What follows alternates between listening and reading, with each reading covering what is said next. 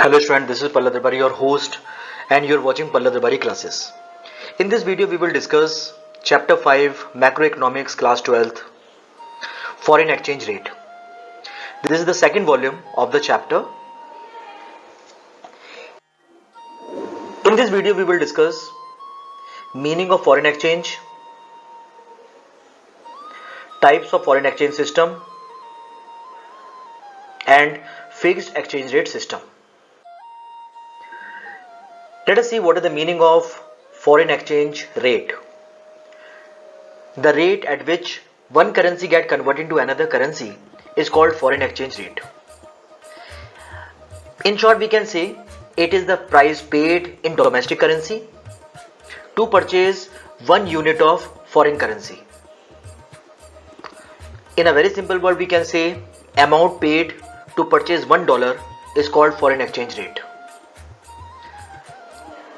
So what is foreign exchange rate? It is the price paid in domestic currency. It means whatever money we are paying to purchase $1 is called foreign exchange rate. Listen, the exchange rate between two currencies can be expressed in two ways. So there are two ways of expressing the exchange rate. Number one, nominal exchange rate, and number two, real exchange rate. So nominal and the real are the ways by which exchange rate can be expressed. Let us see the nominal exchange rate first. Nominal exchange rate simply refers to the price of one currency in terms of other currency. Example, a rupee dollar exchange rate. What is rupee dollar exchange rate? It means $1 is equal to 73. That is called nominal exchange rate of rupee with dollar. It means how much money I have to pay, how much rupee I have to pay to get $1. That is called rupee dollar exchange rate. Or it is called nominal exchange rate of rupee with dollar. Let us see the next one, that is a real exchange rate as against nominal exchange rate. Real exchange rate refers to the ratio of the foreign price to the domestic price. It means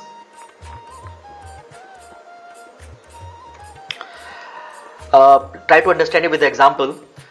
Suppose apple cost rupees 60 per kg in India. What is the price of apple in India? 60 rupees.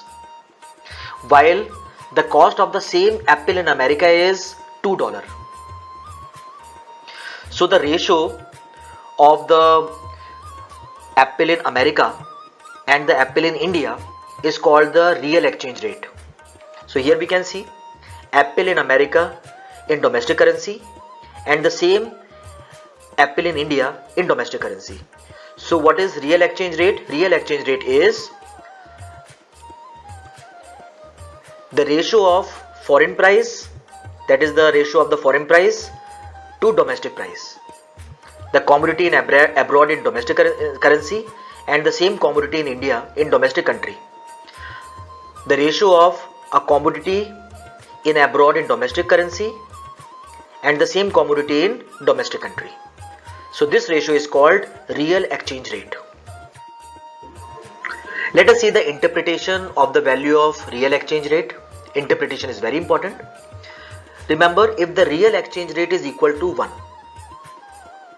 so it suggests that the price of a commodity is the same in the two countries. It means that the purchasing power in both the countries is equal. The living cost in both the countries is equal. And if the real exchange rate is greater than 1, it means that the foreign country are more expensive than domestic country. And if the real exchange rate is less than 1, it means domestic country is expensive as compared to foreign country. So that is the interpretation of the real exchange rate. Mostly we use the real exchange rate to find out the purchasing power.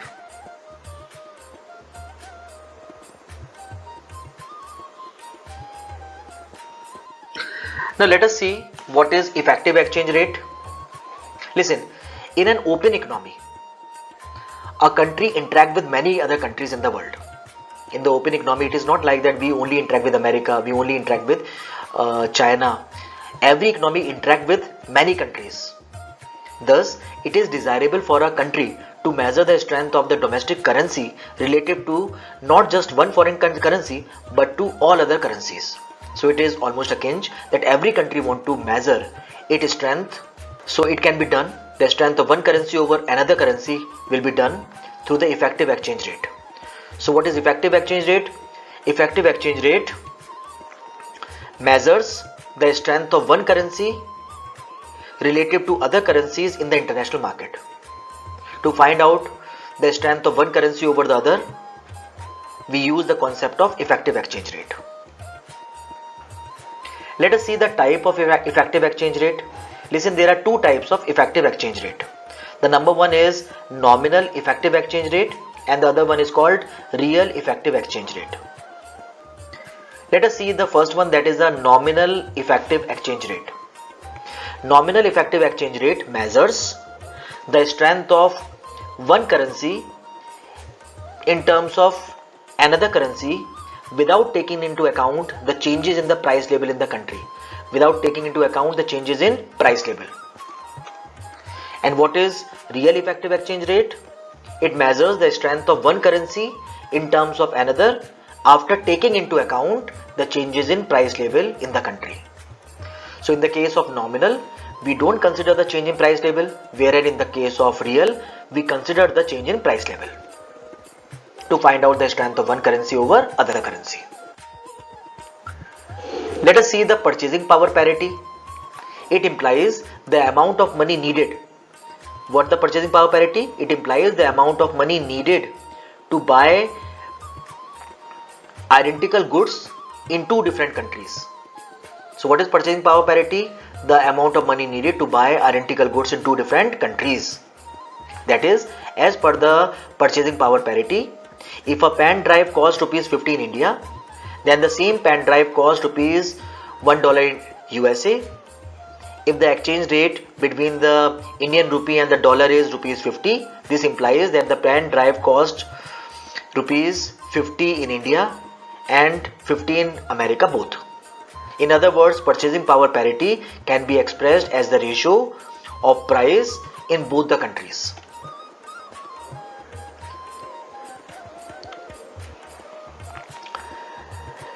With the real exchange rate, if the real exchange rate is equal to 1, currency of two countries are said to be at a purchasing power parity. So when the currency is said to be in purchasing power parity, when the real exchange rate is equal to 1. It means that the expenditure in both the countries are equal. If the expenditure in both the countries are equal, then both the countries are said to be in purchasing power parity. Let us see what is real PPP. It refers to the ratio of price level in the two countries taking into account the difference in the rate of inflation in the two countries. Let us see the types of exchange rate. As we know, the exchange rate refers to the rate at which the price of one currency is measured in terms of another currency. The exchange rate system can be of the following three types. Number 1, fixed exchange rate system. Number 2, flexible exchange rate system. And number 3 is managed floating exchange rate system. Let us see the fixed exchange rate system. Under the fixed exchange rate system, the exchange rate will be determined by the monetary authority of the country. Under the fixed exchange rate system, the exchange rate is held constant and fixed by the monetary authority of the country. So it is called pegged exchange rate system. Under this system, the monetary authority of the country fixes the value of its currency against various other currencies. This system of exchange rate avoids frequent fluctuations in the exchange rate. How it has avoided the frequent fluctuations? Because under this system, the rate is being determined by the monetary authority. The rate is not being determined by the market forces. If the market forces will determine the exchange rate, then there will be a frequent fluctuations in the exchange rate. So fixed exchange rate regime has the following two, and remember one thing, this exchange rate system has two variants. How many variants? Two. Number 1, gold standard system of exchange rate, and number 2 is Bretton Woods system of exchange rate. Let us see the gold standard system of exchange rate. The gold standard system of exchange rate was prevalent in the economies of the world from 1970 to 1914. After 1914, gold standard system of exchange rate is being quit. All the member countries quit this system exchange rate, and from 1944 they opted the Bretton Woods system of exchange rate. Under this system, that is gold standard system of exchange rate, gold was accepted as the common unit of parity between the currencies of various countries. Every participating country defined the value of its currency in terms of gold. Let us see the example. If 1 rupee is equal to 6 gram of gold and $1 is equal to 2 gram of gold, so the ratio between Indian rupee and the US dollar will be 6:2 or 3:1, and from this ratio we can say 3 rupees is equal to $1. So under the gold standard system of exchange rate, we value the currency in this particular way. This is a single tier system. Remember one thing, this system is called the single tier system. Why? Because each participating country defines the value of its currency in terms of gold. This system of gold standard over time faced several problems, and because of these problems, in the year 1914, this system is being quitted. All the member countries quit the system. Let us see the problems. The first problem is that all the participating nations are required to hold adequate stock of gold with themselves. Because every currency is being valued in terms of gold, so it is mandatory that they have to maintain the stock of gold. The second problem is that all the participating nations had the fear that in case of high balance of payment deficit, the country will lose all its gold reserve. The mercantilists believe that the condition might come, but with the involvement of the government, the problem can be subsided. Mercantilists feel that before the arrival of this high balance of payment deficit, the government will intervene and they will put restrictions on the import. After putting the restrictions on the import, the problems of high balance of payment deficit will be subsided. While the David Holmes feel and believed that the involvement of the government is not needed. Why? Because of the automatic market mechanism, the market will solve the problems automatically of its own. And he says that in the case of fall of gold stock, the value of the domestic currency becomes very weak. Because of fall in the value of the domestic currency, the export will increase and the import will decrease. Because of increase in export, more and more foreign reserve will be added up in the economy, and because of this, the problem of high balance of payment deficit will be solved. But finally, in the year 1914, all the member countries decided to stop this system of gold standard. In the year 1944, all the member countries opted the Bretton Woods system of exchange rate. It is also called the adjustable peg system.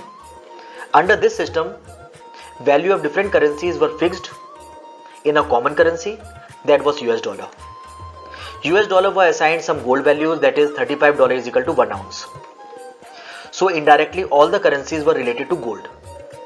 So this system is called the two-tier exchange rate system, because every currency is being valued in terms of US dollar and the US dollar is being valued in terms of gold, so indirectly every currency is being valued in terms of gold. So this is a two-tier system. Let us see the example. Suppose $1 is equal to 4 gram gold and 1 rupee is equal to $2. What is the value of US dollar? 1 US dollar is equal to 4 gram gold and 1 rupee is equal to $2. So it means 1 rupee is equal to 8 gram gold. In this way we value the Bretton Woods system. Now let us see how the US dollar being used as an international currency. But before that, we should know certain things. Firstly, we should know that in the international market, 80 to 90% of the transaction is done in US dollar. It doesn't mean that in the international market, US dollar is the only currency which we are using. We also use euro, we also use yen, we also use pound for the international transactions. So every country has to maintain the US dollar reserve. Why? Because as I told you, 80 to 90% transaction is being done in US dollar, so it is mandatory for every country to maintain the US dollar reserve. As per 1st September 2017, India is having approximately 4 billion US dollar reserve. Now come to the main thing, how the US dollar has become the international currency. Listen, the story starts from 1944. During this time period, World War II was at its end phase. We know that the World War II starts from 1939 till 1944. So in the year 1944, World War II was at its last end, or at its end phase. World economy had collapsed. Now the question was to reconstruct the nation. To find out the solution to this question, on 1st to 22nd July 1944, the conference was held in USA, New Hampshire. Under it, 730 delegates of 44 allied nations participated. The Bretton Woods Conference, formerly known as the United Nations Monetary and Financial Conference, was gathered by 730 delegates from all 44 allied nations at the Mount Washington Hotel, situated in Bretton Woods, New Hampshire, United States. Since the conference was being held in Bretton Woods, so we used to call this as a Bretton Woods Conference. Under this conference, United Nations International Monetary Fund and the World Bank formed. During this conference, the decision relating to the World Bank and the International Monetary Fund was taken. One decision was to be taken during this conference. What was that? That was to make USA's currency an international currency. Since after the World War II, USA's economy was the strongest and its currency was the most stable currency. So Britain suggested, and after that it was made compulsory, that for all the International Monetary Fund and the World Bank transaction, US dollar will be considered as the reserve currency. In return to this, USA had made a promise that he would make the limited printing of its currency, and any country can exchange gold at the fixed rate of $35 per ounce. Remember, not only during that time, even at present, USA had world's largest gold reserve. That is, today, according to the data, USA is having 8,133 tons of gold. After that decision, every country start using US dollar to value its currency. Import and export start going on in terms of US dollar. This system was called Bretton Woods system. During the Vietnam War, 1955 to 1975, the entire nation realized that USA had not restricted the printing of US dollar. When the other nation approached USA, he denied for the audit of its printing press. From that day, the value of US dollar start falling down. In 1971, when France asked USA to return its gold reserve, US President Richard Nixon made an announcement through TV that he would not return gold, and he suspended the Bretton Woods system. So from 1971, the Bretton Woods system was suspended. So here we have seen why the Bretton Woods system has been suspended. That's all I have in this video. Thanks for watching. God bless you all. Dear subscribers, if you have not subscribed my channel, please subscribe the channel and don't forget to press the bell icon, so that whenever I upload the new video, you get the notification.